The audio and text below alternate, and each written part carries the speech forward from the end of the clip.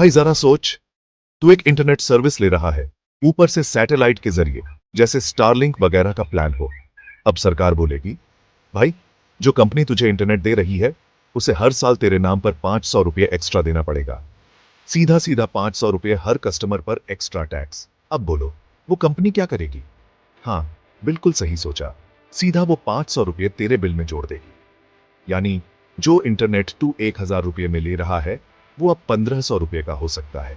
अब ये मस्ती नहीं है, ये असली में होने वाला है, क्योंकि TRAI मतलब telecom regulatory authority of India ने एक नया प्रपोजल रखा है। अर्बन एरियाज में सैटेलाइट कम्युनिकेशन सर्विस देने वाली कंपनियों से 500 रुपये प्रति ग्राहक हर साल लिया जाए। भाई अब समझना यह जरूरी है कि यह प्रपोजल आया क्यों है, इसके पीछे सोच क्या है और इससे नुकसान किसे है, फायदा किसे। देखो, देश में 2025 में भी करोड़ों लोग ऐसे हैं जिनके पास ठीक से इंटरनेट नहीं पहुंचा है, जैसे लद्दाख, अरुणाचल, छत्तीसगढ़, कुछ बॉर्डर वाले गांव जहां मोबाइल टावर लगाना मुश्किल है। अब ऐसे इलाकों में सैटेलाइट इंटरनेट बहुत बढ़िया ऑप्शन है। सीधे ऊपर से सिग्नल आएगा, जमीन पे कुछ लगाने की जरूरत नहीं। स्टारलिंक, वनवेब जैसी कंपनियां इसी टेक्नोलॉजी पर काम कर रही हैं। और अब सोचो, अगर यही टेक्नोलॉजी हम शहरों में भी सही दाम में ले पाएं तो क्या बुरा है। पर भाई, जब एक कंपनी से कहा जाएगा कि हर यूजर के लिए 500 रुपये एक्स्ट्रा दो, तो कंपनी बोलेगी शहरों में क्यों दें हम इंटरनेट? घाटे का सौदा है भाई, यही असली दिक्कत है।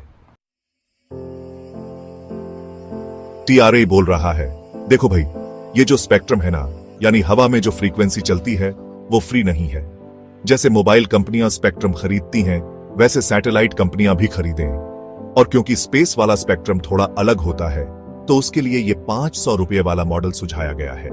TRAI का तर्क ये है कि अगर हम अर्बन कंज्यूमर्स के लिए 500 रुपये सालाना फीस लगाएंगे तो इससे सरकार को पैसे मिलेंगे और रूरल डिप्लॉयमेंट पर ध्यान दिया जा सकेगा। सुनने में तो सही लगता है, पर असल में इसका असर यह हो सकता है कि अर्बन एरियाज में सैटेलाइट इंटरनेट मिलना ही बंद हो जाए या बहुत महंगा हो जाए।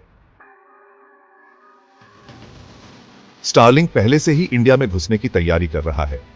वनवेब तो इंडिया की ही कंपनी है, जिसमें भारती ग्रुप का बड़ा हिस्सा है। अब सोचो, अगर इन्हीं कंपनियों को कहा जाएगा कि हर शहर के ग्राहक पर एक्स्ट्रा टैक्स दो, तो वो दोबारा सोचेंगे इंडिया में घुसें या नहीं। क्योंकि भाई, टेक्नोलॉजी फ्री नहीं है। रॉकेट से सैटेलाइट भेजने का खर्चा, ग्राउंड स्टेशन बनाना, डेटा रूटिंग, ये सब बहुत भारी भरकम होता है। और ऊपर से 500 रुपये का एक्स्ट्रा बोझ। ये तो जैसे कह रहे हो, शहरों को छोड़ दो, बस गांवों में काम करो। अब यहां असली कहानी शुरू होती है। जिन शहरों में अब तक कोई मजबूत इंटरनेट ऑप्शन नहीं है, जैसे जम्मू कश्मीर के ऊपरी इलाके या उत्तराखंड के पर्वतीय गांव, वहां के लोग सैटेलाइट इंटरनेट से जुड़ सकते थे। लेकिन जब कंपनियां शहरों से पैसे नहीं कमा पाएंगी, तो वो रूरल नेटवर्क में इन्वेस्ट ही क्यों करेंगी? क्योंकि सच तो ये है, टेक्नोलॉजी पहले शहरों में पैसे कमाती है, फिर गांवों में निवेश होता है। अगर शहर ही घाटे का सौदा बन जाएगा तो गांवों तक पहुंच ही नहीं बनेगी। चलो एक नजर दुनिया पर डालते हैं। अमेरिका में स्टारलिंक के प्लान्स पहले रूरल एरिया में आए, लेकिन अर्बन यूजर्स भी ले सकते हैं। सरकार ने कोई ऐसा टैक्स नहीं लगाया जिससे लोगों को डिस्करेज किया जाए। यूरोप में भी ऐसी कोई एक्स्ट्रा फी नहीं है। हाँ, लाइसेंस और स्पेक्ट्रम फीस होती है, पर वो कंपनी के रेवेन्यू के हिसाब से होती है, पर यूजर नहीं। हमारा सवाल यह है, क्या इंडिया को डिजिटल इंडिया बनाने का रास्ता ऐसे बंद किया जाना चाहिए? अब देखो, 6G satellite phones, smart agriculture, ये सब कुछ सैटेलाइट इंटरनेट से जुड़े हुए हैं। अगर आज हम ऐसी टेक्नोलॉजी को महंगा बना देंगे, तो कल भारत इनोवेशन की रेस में पीछे रह जाएगा। जैसे पेटीएम और यूपीआई ने हमें डिजिटल पेमेंट्स में लीडर बना दिया, वैसे ही सैटेलाइट इंटरनेट हमें रिमोट लर्निंग, टेलीमेडिसिन और डिफेंस में आगे ले जा सकता है। पर उसके पहले ये टेक्नोलॉजी सस्ती और एक्सेसिबल होनी चाहिए। अब बात करते हैं आम आदमी की। अभी जिस बंदे के घर में फाइबर नहीं पहुंचता, उसे स्टारलिंक जैसी सर्विस एक उम्मीद देती है। अगर यही उम्मीद 500 रुपए की वजह से दूर हो जाए तो क्या मतलब? और फिर यह भी याद रखो, ये 500 रुपए सालाना एक ग्राहक पर है, पर कंपनी उसे हमसे वसूल लेगी, यानी बोझ तो आम आदमी पर ही आने वाला है।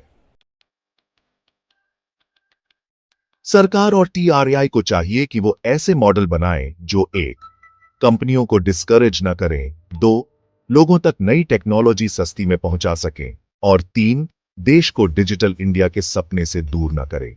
क्या ऐसा नहीं हो सकता कि अर्बन और रूरल का अलग फीस स्ट्रक्चर हो, या फिर पेयर यूजर की बजाय रेवेन्यू बेस्ड लाइसेंसिंग हो, या फिर पहले 5 लाख यूजर्स के लिए सब्सिडी मिले?